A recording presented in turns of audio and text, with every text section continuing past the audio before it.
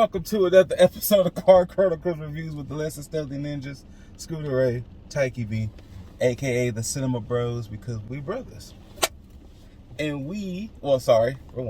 Chronicles Reviews for the uninitiated. It's where we discuss anything from movies, TVs, gaming, conventions, events, and things like this.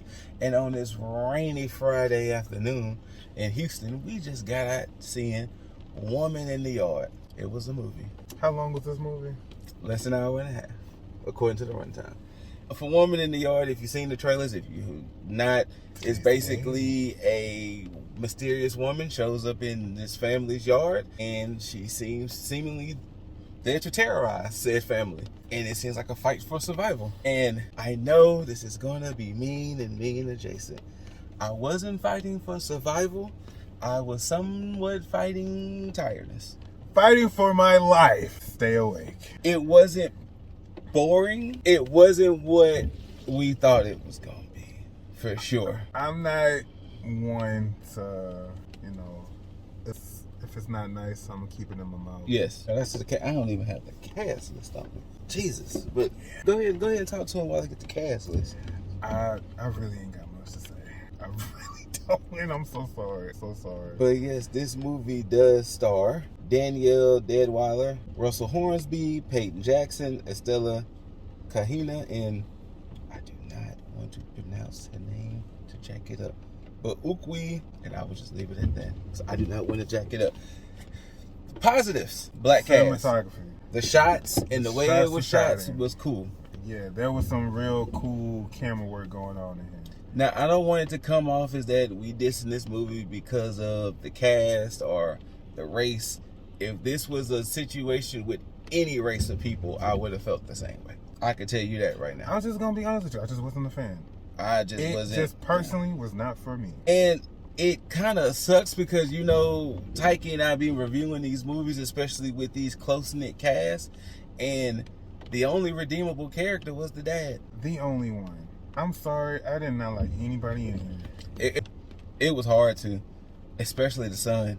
This movie falls into the tropes that we have discussed before of irritating children. It's just the daughter wasn't so bad. The daughter wasn't okay, but the son, the daughter was cool. She was just a little kid. She was a little girl. Yeah, there was nothing that the daughter did. Hell, I like the dog too. But that son, Tate. Okay, the movie explores grief a lot. It does. Explores grief, psychosis, and things of that nature. And for that, it gets a little bit of storytelling points. But overall, it's just... You know what? If y'all harken back to when I did the Imaginary review, and one of the things I said about an Imaginary that you could tell it was a short story that became a movie, same thing with this. You can tell this could have been, and not to once again diminish or anything, this could have been one of them 15, 20-minute YouTube shorts. On some real shit. And it would have been like, but... And it's just, I don't know, like... And then too, it doesn't help that spoiler and not spoiler, if you've seen Never Let Go. Okay, I had the same issues with that movie. Like, there was an important overall theme of the movie, but I don't know, maybe execution? It could have been.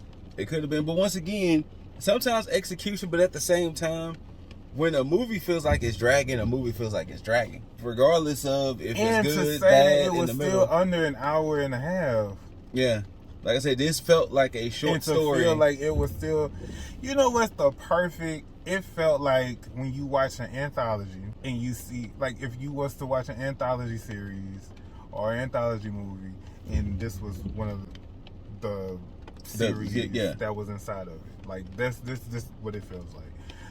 I hate that I don't got more. I really hate that I ain't got more, but honestly, it just wasn't for me. So, well, according to our ratings, trash, I got the pass, could have waited for streaming, movie FOMO, cinema. I got the pass. I got the pass. It's not trash, no. It's not trash.